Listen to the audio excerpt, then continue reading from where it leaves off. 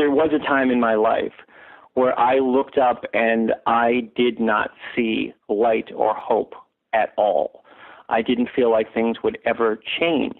And for me, hope has become defined as the understanding that things can and will change, and that you, as an individual, have control over what direction that change takes and have control over seeing hope. It's a point of view, it's a perspective thing.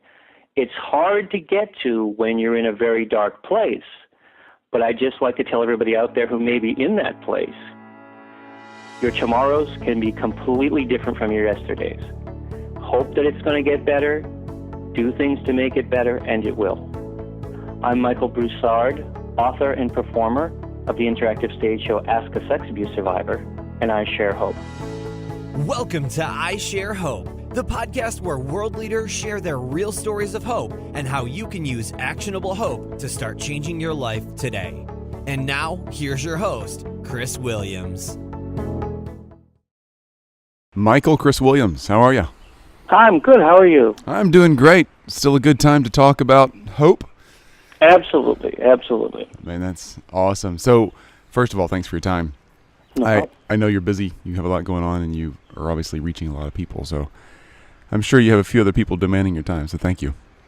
I appreciate that. Thank you for the opportunity to talk about this. I appreciate that. Oh, man, I love the style you've got on this subject. All right, let me walk you through briefly the interview so you know what's coming, and that'll keep it a little smoother. So you probably already received the interview 101 document that has the list of all the questions. And yep. Okay, perfect. I follow that pretty close, and I kind of stay with it. So you're gonna hear you talk a lot more than me. This is the most talking I'll do the entire time. Okay. So really, I just want you to be you. Tell your story. You get to answer the questions, and there's no direction for me on how you do that or where you go with it. Typically, people get a little bit more into their story, obviously, in question number 3.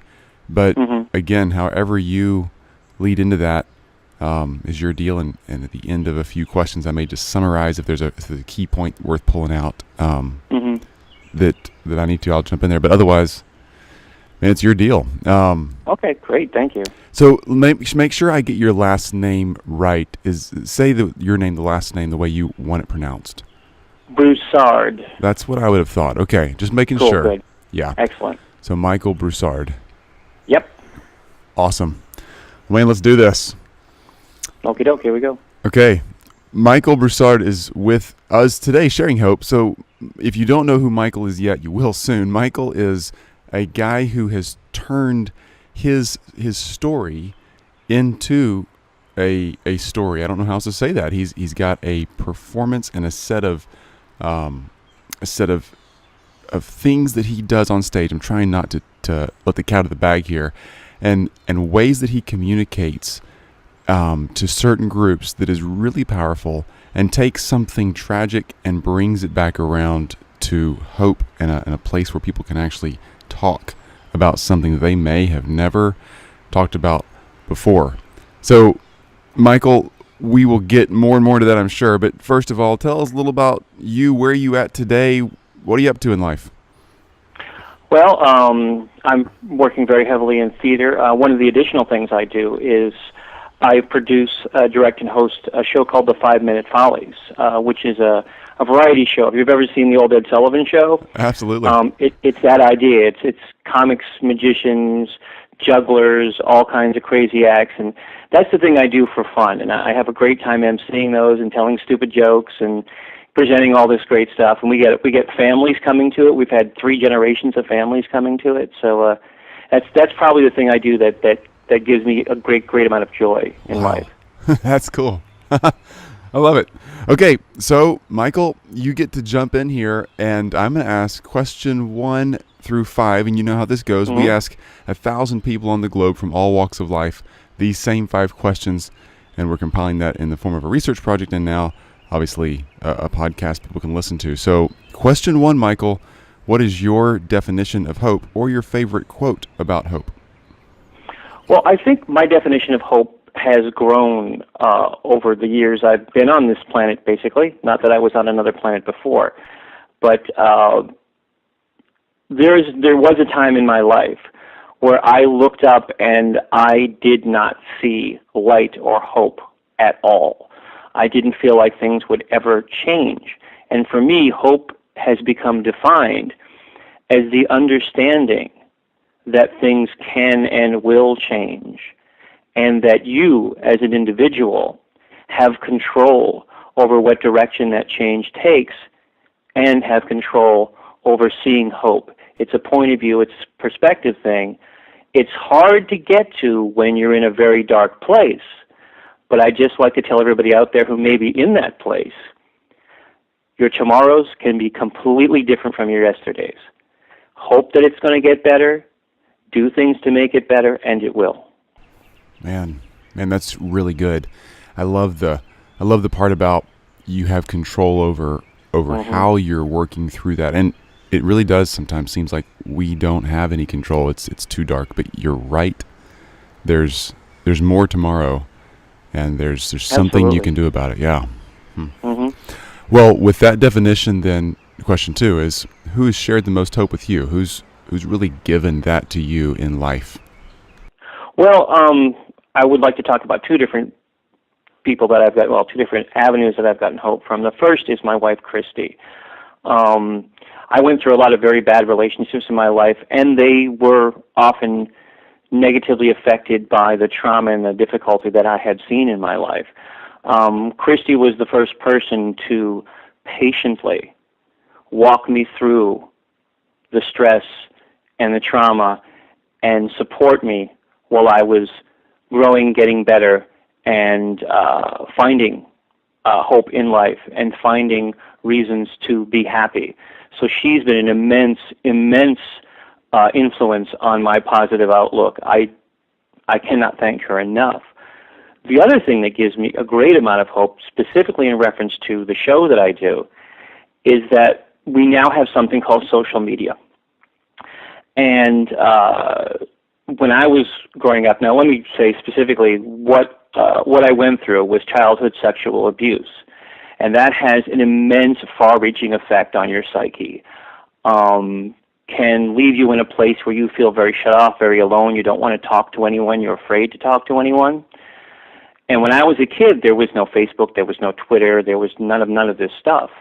Now we have all these social media outlets. So these people like myself, who may be at that stage when they're sad, when they're afraid, when they think if they talk to anybody about this, they're going to run away, can establish relationships with people at a distance via social media, and can find other people who've been through the same trauma by searching out pages and searching out advocacy groups and searching out peer-to-peer support groups online. So we who cannot face people yet and speak to them in person can grow our ability to speak in person about this, can grow our ability to make human connection through social media. And that is giving me an enormous amount of hope, not just for healing for people who have been through what I've been through, but also for the potential change we can affect in the way the justice system sees these crimes, in the way clinicians, psychologists treat patients, in public policy. The more of us there are and the more connected we are, the more we can do. I would like to speak specifically to an organization called Safe Kids International, and one of the things they do, and their main thrust, is they advocate for kids who have been taken out of the home, away from their protective parent, that's the one who's looking after them, and either given to the parent who abused them or put into a foster home. And what they do is they do direct advocacy to get that kid back with the parent who will protect them. And without social media, those kind of campaigns would not be possible. So the whole social media thing, as much as it gets knocked sometimes, for survivors like myself, is the biggest, most important asset we have. I couldn't agree more. I really couldn't agree more. I'm thrilled and agree with you on Christy, your wife, and her position in your life and sharing hope. The same story for me. I'm a survivor of sexual abuse as well, childhood sexual abuse, and and my wife has been tremendous. But you're right, the ability to tiptoe into a conversation when you can still stay a little private, and not expose everything, and doing that online is so helpful because it just gets you started. Wow, man, that's good. It's interesting that you should say you're also a survivor, because I don't know if you've experienced this or not, but there's a thing with survivors where sometimes you can kind of feel it coming that someone else is going to turn out to be a survivor as well. And I felt a little of that in your tone, but I was just waiting to see how the conversation opened up. There are people who literally I have sat down with, looked at across the table, I've never met before, and they say one thing and my mind goes, they're one of us. I know exactly what you mean. It's weird, isn't it? Yeah, it's weird and it's wonderful. It's just it brings us together, and it bridges that gap where most people are terrified to speak about whatever's inside them that is making them feel lost. Mm-hmm. And bridging that gap is like an amazing moment in life that hardly ever happens, but when it does happen, it's just magical. It is, and I think I get more out of that when I get to share a little of my story with somebody else who's just beginning the journey. I grow and heal so much. You think, well, I've already healed. No, you're healing constantly, and no matter what trauma you've been through in life, if you get to a point where you can start sharing your story and helping somebody else, that's a huge part of the healing. It's great. Wow. Yeah, that is. It's so nice to actually talk to another person who gets that completely. So thank you. Yeah, thank you. Well, Michael, you're on that note. You're sharing way more about you and your story than most people that I've heard of. You know, if it's 1 in 6 people who've been abused between age 0 and 18 as children, or if it's 1 in 20, whatever statistics you follow in that range, there's still way too many. And with that huge number, there are very, very few who actually communicate their story and really publicly address this issue. That's what you do. So with question 3, take us back to a time and help us see what was going on when you were at that hopeless place you mentioned ago. Because a lot of people would look at you and say, well, you're past it, you've healed, it must not have been that bad. I could never end up like you with as much hope. Well, where'd you come from, you know? I have to tell you that, first of all, and I'm sure you will understand this, and many people in the audience will understand this as well, to say that I'm quote-unquote past it, that will probably never be 100% true. One of the things that came up in therapy was I kept going to therapy thinking it was going to fix me. And one day I was going to wake up and I was going to be fine, and I wouldn't have to try anymore to deal with this stuff. And what I learned from the good therapists I've had is that it's more about managing it. You learn to manage it so you can do some things you need to do. And I will tell you right now, and I think this is important for everybody to know who's gone through trauma or has these kind of life difficulties, my therapist, my most recent therapist, and the one before that said the same thing to me. If you have a time, a day, where you wake up and things are so bad that you can't deal, don't deal. Watch TV, read a book, get your way through it, because you need that energy to go to the next thing. And then the next thing, like you say, what I do, I get out on stage and I tell my story, this very private story. Well, to do that, I need to take care of myself as well. And it is actually a great and very hopeful thing that we can manage this and we can function. It just takes a lot of time. Now, going back to what happened to me, I was molested by my stepfather, a trusted guardian. I think that's something that people need to understand too, is that children are always warned about stranger danger. But statistically, it is far more likely that the person that molests you is going to be a family member or a family friend or a trusted person in the community, someone you know. And that just completely screws with your head, because you're looking at this person who's supposed to take care of you, and they're putting pain into you. And they don't care how you feel. It doesn't matter to them how you feel. It's only about how they feel. And at that time, over the course of the time that I was being molested, my psyche, and you're talking about a kid at 7 years old, my psyche, I'm still creating who I'm going to be. I'm still creating my outlook in life. My outlook became, life will always be pain. I'm not important. I just have to live through it, and that's it. And just deal because this is the way life is going to be. And that was a very dark time for me.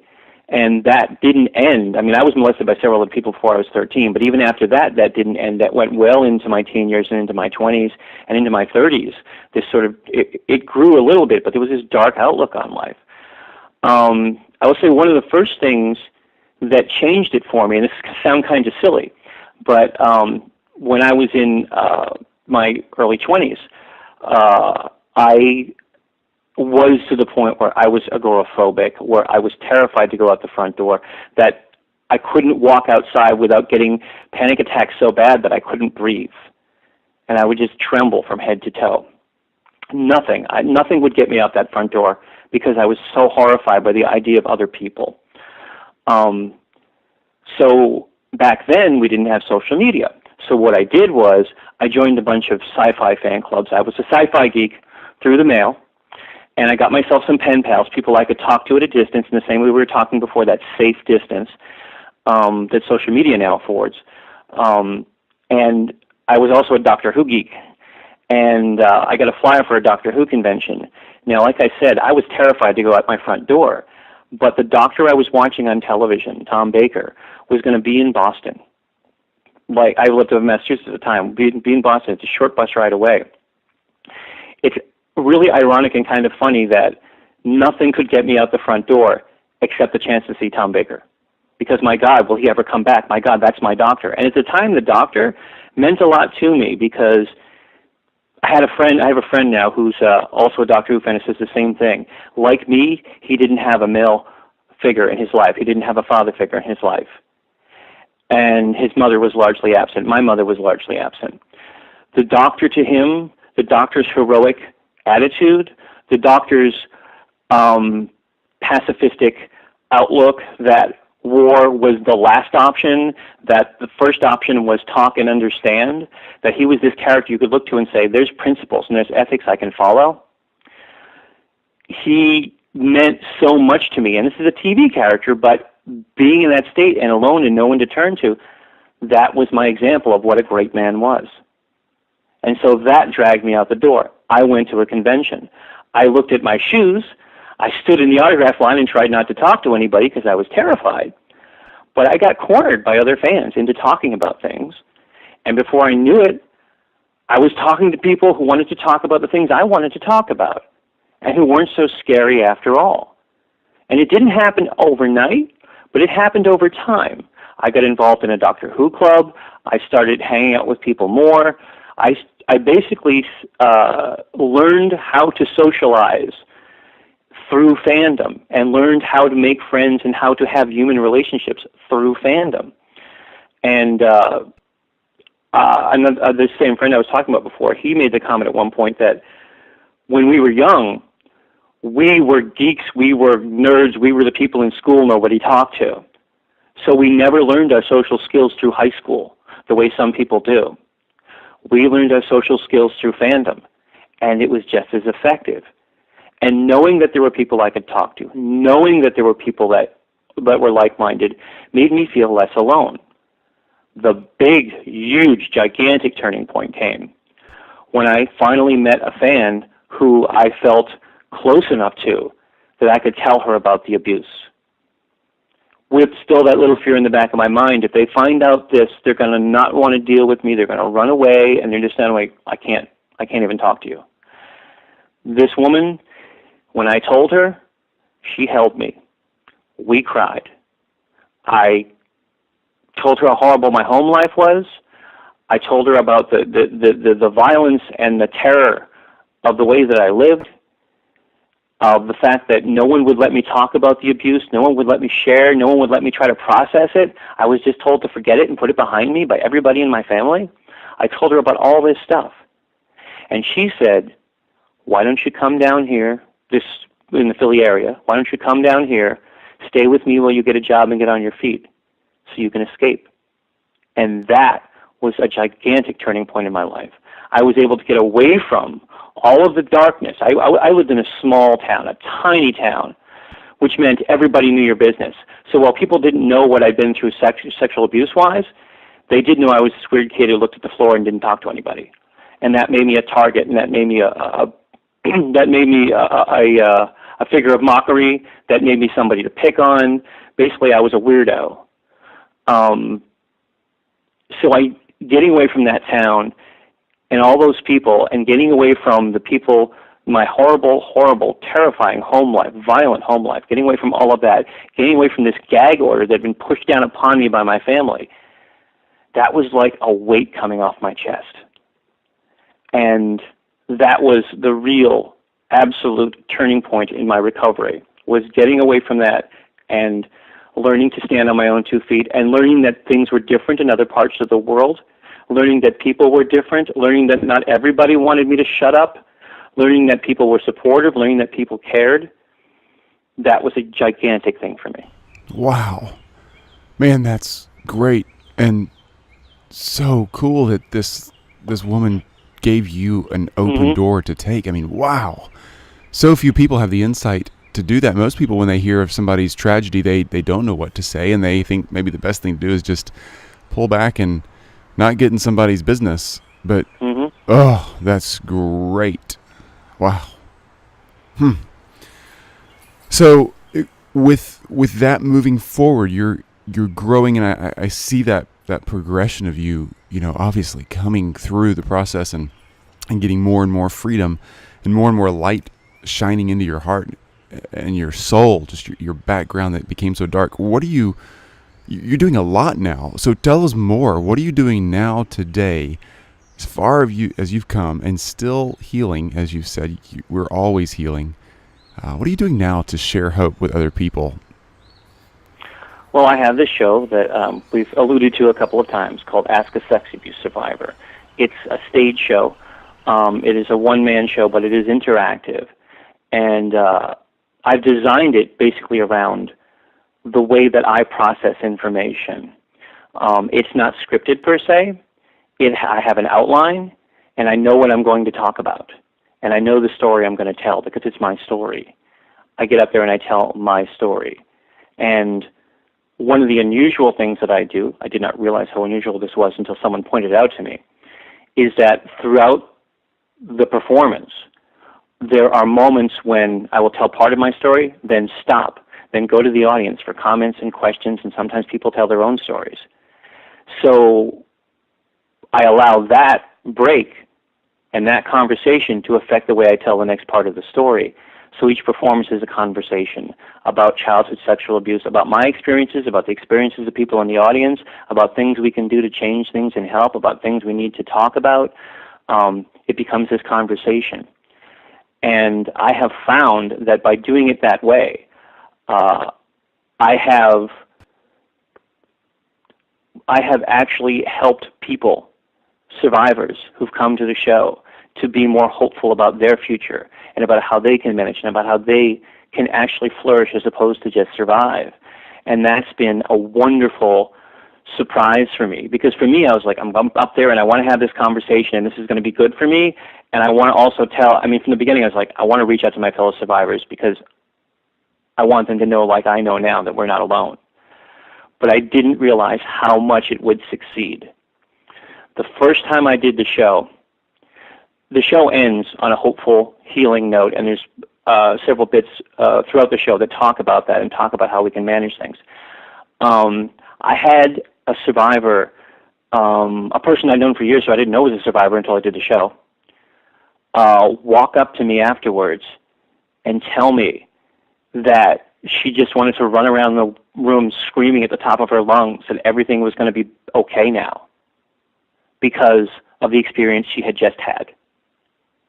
And that just made me feel so incredibly fulfilled and happy. I had set out to try to give people hope that there is a future. And I was giving people hope that there was a future. The other thing I would like to mention is the fact that the second time I did the show in November, an entire peer support group, male peer support group, made it their outing for the day.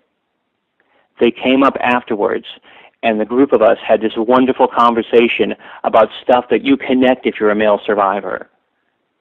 And they all were much more positive, and it made me, I feel like I'm giving them hope, but at the same time, they're giving me hope. And each time I do the show, I get stronger. And each time I do the show, I feel more like things will continue to get better. You know? So I think that it's not just a question of sharing hope with people. I think it's sharing hope with people back and forth, giving and taking. Because my hope and my healing improves every time I do this. Every time I do this. Yeah, I experience the same thing. You at a much higher level, obviously, because you're seeing way more people. So right now I'm on your website, and if you want to go check out the website, it's sexabusesurvivor.com, and at the top it'll say Ask a Sexual Abuse Survivor. You'll see a picture there of Michael holding a teddy bear on stage. This is really, really brave stuff, and the way you're communicating this, I mean, you're showing family photos, you as a kid. There's some humor. I've seen some of these videos.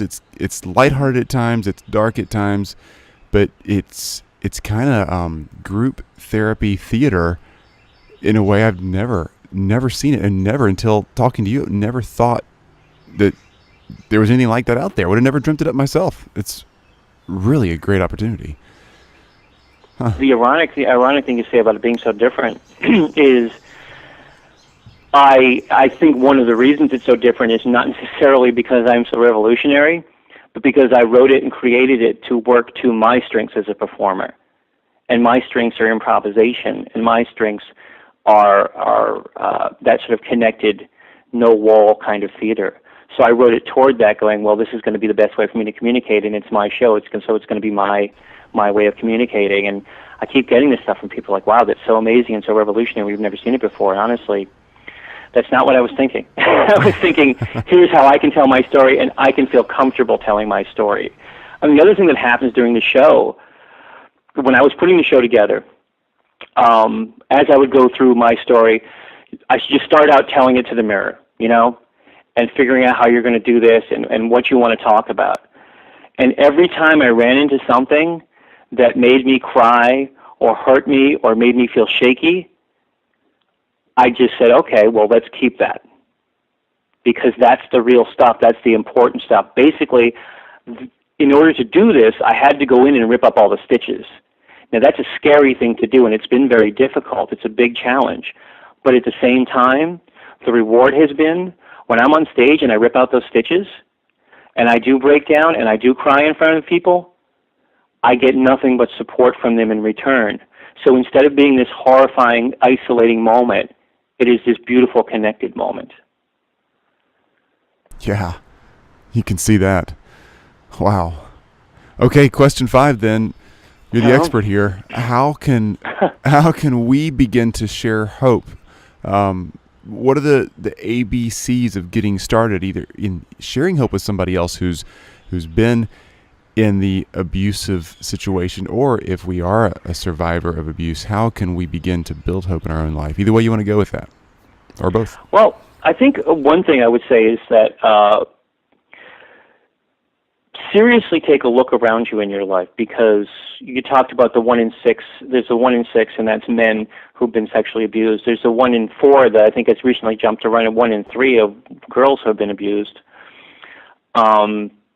The odds are high that you know somebody who's been abused. Take a look around. Look in the eyes of the people who are in your life and your friends, okay? Because if you really look in their eyes, you can see if there's something dark there. It may take a little while to notice, but once you notice it, the greatest thing you can do is be there for them when they want to talk. And understand that no one's asking you to fix their problems. No one's saying, how do I fix this? Just tell me how to fix my life. But to give that moment of an outlet, of a supportive outlet, of somebody who quietly listens and then gives back supportive and encouraging words, that is, I think, the most powerful thing you can give to a human being who's been through any kind of trauma. And yes, we're talking about childhood sexual abuse, but there's also trauma, in war, in battle. There's trauma people who have been victims of robberies or have been terrorized in other ways, or trauma if you've been involved in a situation, a natural disaster. There is trauma, and there are people who need someone to talk to. And I think that is a fantastic way that you can share hope. Just be a person who listens. And the other thing I would suggest is be a person who talks. If you have something going on in your life, if there's something that you've held in all your life that's very difficult for you, share that either with your spouse or the person you're with or a friend. And yes, it is true that some people will not be able to handle it and they will back away. Don't judge them. It's an understandable human reaction. But know that if you stick with that and you talk to people, eventually you're going to find that person who will listen. And beyond that, if you are a survivor of some kind of trauma, go on the internet. I know people knock the internet all the time, but go on the internet. Those are people, you put up a message in one of these group boards, and the responses are 80 responses that say, I understand that, I understand exactly what you're saying, and let me tell you why. And you find kindred spirits. You find kindred spirits. So be there and reach out. Those are the two things you can do, I think, from my point of view, that really give people hope.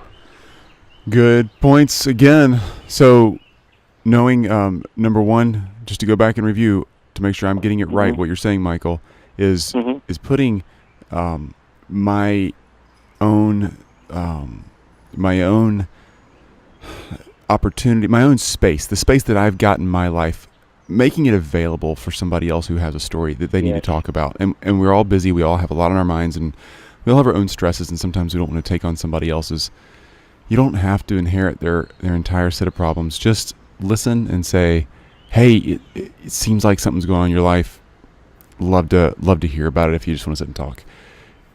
Guys, girls, it doesn't matter. People who are ready to start healing are ready to start talking.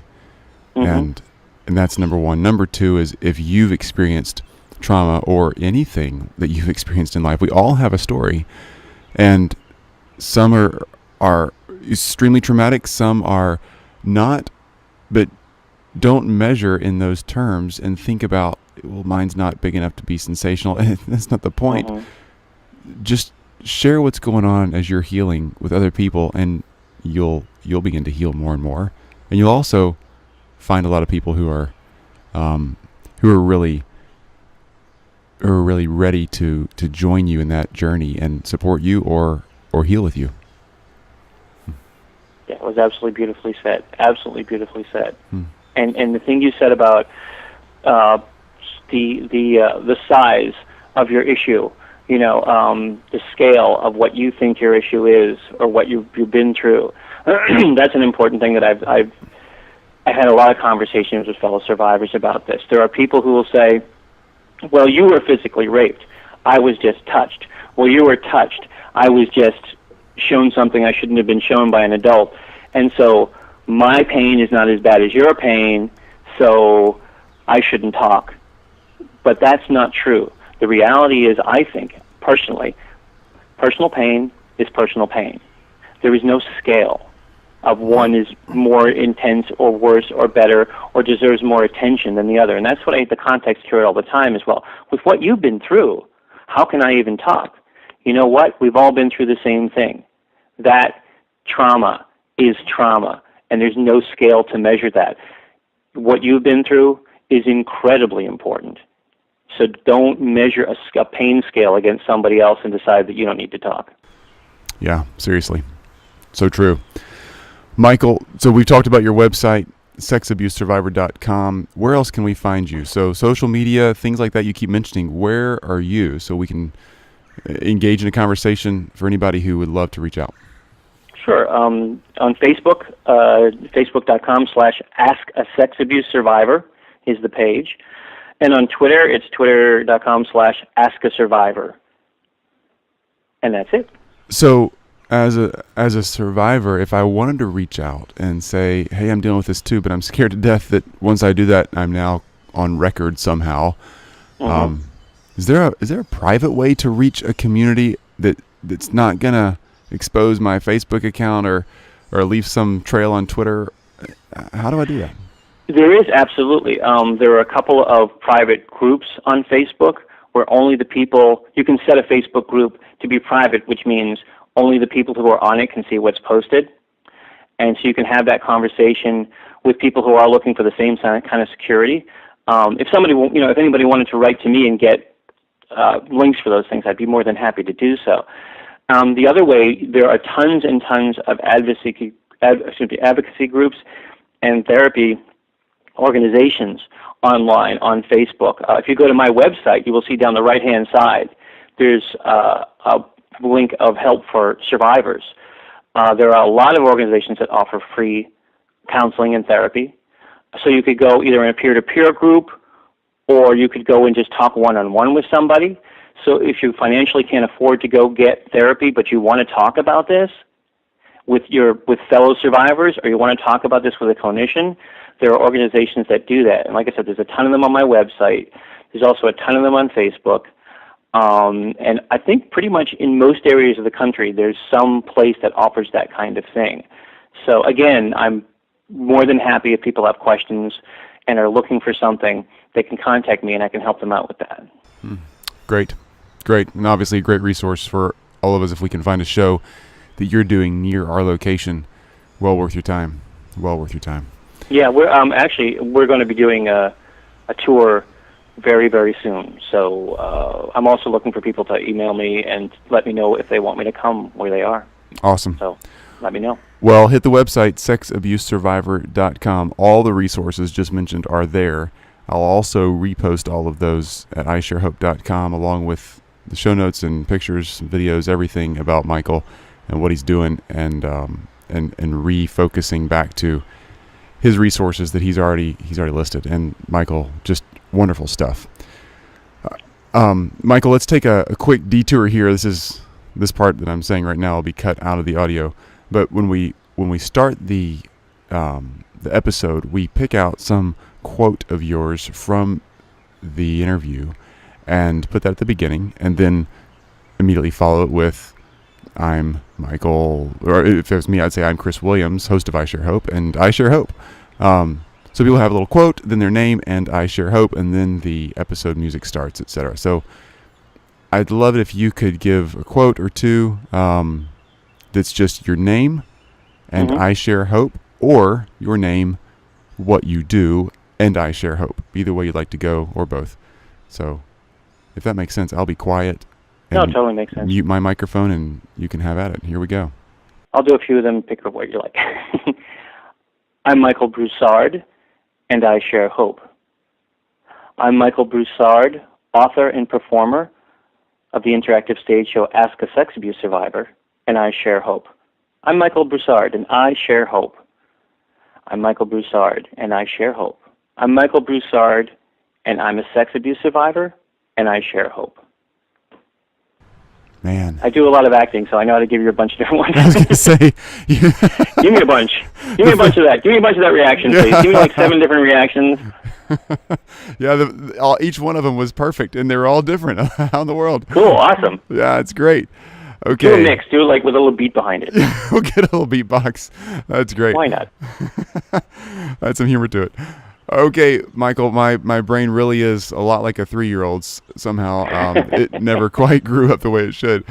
So just random questions. And in a lighthearted sense, I don't mean this in a heavy way, but you walk out on stage and expose your most intimate secrets. How in the world, and are you just scared to death each time you roll out on stage? Oh, absolutely. I'm terrified beyond all reason. And I think that in a way just feeds it. I am so scared that I have to focus on one thing, which is the story I'm telling, to shut out all the fear. And that doesn't necessarily always work, but the reality is I'm scared, and people then reassure me. And those breaks give me reassurance. So yeah, every time I go out there, I am terrified. I bet. Okay, and you're one of the few people I know that if you Google your name and look for images, most of the images that pop up are you holding a teddy bear. You know, they are. It's funny about that because it's about the fact that I did have a teddy bear till fairly late in my teens because I was so scared of everything. But the teddy bear, he's kind of become my buddy and my co-star now. When I was looking for a teddy bear, I was trying to find something that was reminiscent of the bear I'd had as a kid. And the bear I had as a kid was long gone because I got the flu so bad. I threw up on him. He smelled, and there was no way we could get the smell out of him. So as an adult, I'm looking for this teddy bear, and I find this teddy bear, the one you see in the picture, that has these long, spindly arms. And I'm like, my God, that's me as a teddy bear. That's my alter ego. Wow. So cool. I have this thing that I'm clutching to my chest that becomes, my object of security, but now my object of security is me. Huh. So it's kind of nifty. That's really cool. Yeah, no kidding. Huh. All right, so music for you, if you're just needing to put something in your headphones when you're traveling or just out and about town that just kind of picks you back up and gets you rocking again, what are you going to listen to? Oh, anything by Bobby Darin. Bobby Darin is my number one, man. Mainly because he's so talented, and he's also done every kind of music, potentially. I mean, you can hear blues, you can hear country, you can hear swing, you can hear rock and roll. Bobby Darin's my number one. Great. Well, Michael, tremendous time. You've shared so much hope with me. I mean that sincerely. You've given me so much hope. I've got kind of a renewed energy to start working on reaching other people on that specific issue, and new energy just to kind of take some more looks into my own life and keep moving, because it's easy to get stuck. It really is easy to get stuck. It's just hard. So thank you for your time, and thanks for sharing with me and the many others. We're in dozens of countries, and I don't know who listens to all these things. I just know there's a bunch of folks out there, and please check out Michael's work and what he's doing. If you know anybody, or if you've been affected by childhood sexual abuse, it's a great resource. Thank you too for opening up, and this has been a wonderful, re-energizing experience for me. So thank you. Enjoy your day, sir, and wish you all the best. Thank you for sharing. You too. Okay, thanks. Bye bye. Bye. You've just listened to I Share Hope. If you're ready to make a change, head to our website at isharehope.com and claim your free copy of the Top 10 Actions of Hope from World Leaders to use hope in your own life. Thanks for listening, and we'll talk to you next time.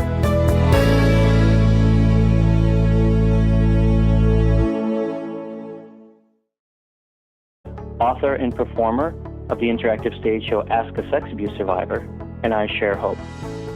Welcome to I Share Hope, the podcast where world leaders share their real stories of hope and how you can use actionable hope to start changing your life today. And now, here's your host, Chris Williams. Michael, Chris Williams, how are you? I'm good. How are you? I'm doing great. Still a good time to talk about hope? Absolutely. Man, that's awesome. So, first of all, thanks for your time. I know you're busy. You have a lot going on, and you are obviously reaching a lot of people. So I'm sure you have a few other people demanding your time. So thank you.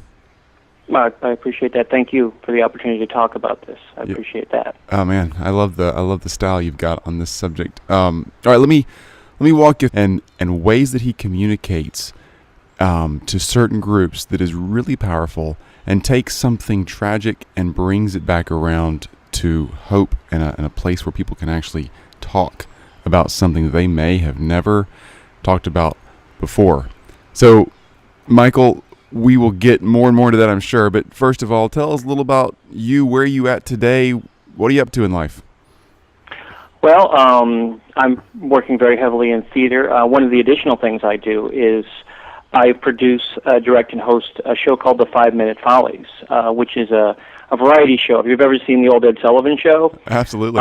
It's that idea. It's comics, magicians, jugglers, all kinds of crazy acts, and that's the thing I do for fun. And I have a great time emceeing those and telling stupid. Through briefly the interview, so you know what's coming, and that'll keep it a little smoother. So you probably already received the interview 101 document that has the list of all the questions. And yep. Okay, perfect. I follow that pretty close, and I kind of stay with it. So You're gonna hear you talk a lot more than me. This is the most talking I'll do the entire time. Okay. Really, I just want you to be you. Tell your story. You get to answer the questions, and there's no direction for me on how you do that or where you go with it. Typically, people get a little bit more into their story, obviously, in question number 3. But again, however you lead into that is your deal. And at the end of a few questions, I may just summarize if there's a key point worth pulling out that I need to. I'll jump in there. But otherwise, man, it's your deal. Okay, great. Thank you. So make sure I get your last name right. Say your name, the last name, the way you want it pronounced. Broussard. That's what I would have thought. Okay, just making Cool, sure. Good. Yeah. Excellent. So Michael Broussard. Yep. Awesome. Wayne, let's do this. Okie doke, here we go. Okay. Michael Broussard is with us today, sharing hope. So if you don't know who Michael is yet, you will soon. Michael is a guy who has turned his story into a story. I don't know how else to say that. He's got a performance and a set of things that he does on stage. I'm trying not to let the cat out of the bag here. There was a time in my life where I looked up and I did not see light or hope at all. I didn't feel like things would ever change. And for me, hope has become defined as the understanding that things can and will change, and that you, as an individual, have control over what direction that change takes and have control over seeing hope. It's a point of view, it's a perspective thing. It's hard to get to when you're in a very dark place, but I just like to tell everybody out there who may be in that place, your tomorrows can be completely different from your yesterdays. Hope that it's going to get better, do things to make it better, and it will. I'm Michael Broussard.